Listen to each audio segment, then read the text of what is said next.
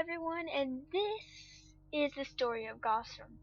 And if you don't understand some things that we have explained in the video, then look in the description.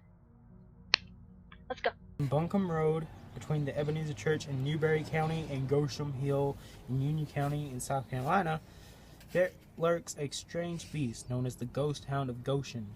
It has been witnessed by many reputable people. People. Some say it's the dog of a peddler falsely accused of murder and hanged. Whatever the case, the dog is known to chase those who trespass in its territories, but don't worry, it's never caught anyone. That we know of. Now, the reason I asked my dad where it was, I had the dumb idea to go there. 1 o'clock in the morning, not even 1, like 9 o'clock in the night, and stay until 6 in the morning.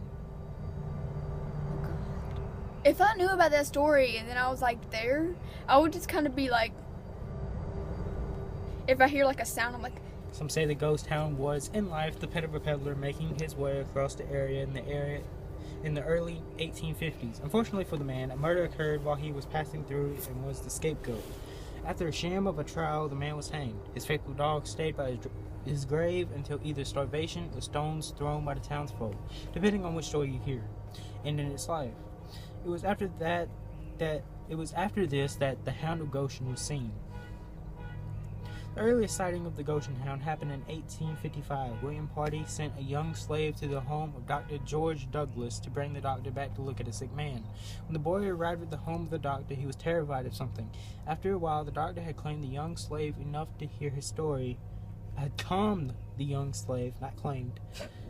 Young slave enough to hear his story. It seems the boy was riding on a mule headed for the docks when he heard an awful noise coming from behind him. He described what he saw as the biggest, whitest dog he had ever seen. Immediately, the boy dug his heels in the side of the mule to hurry the animal along. As he ran for all they were worth, the dog got in front of the mule, causing it to rear up. Gotta scroll down. We're professional, don't worry. Almost throwing the boy off. The boy then said the dog just stared at him and never left the boy's trail until he had turned into Dr. Douglas's yard. Dismissing the boy's story, Dr. Douglas told the boy to go home, only to have the child plead and beg to stay with the doctor for the night.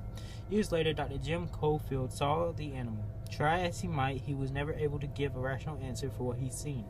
Dr. Cofield even had a dog of his own who would walk alongside his master until they got to the Ebenezer cemetery. Then the dog would whine and disappear into the woods until the good doctor had passed the ghost dog's territory.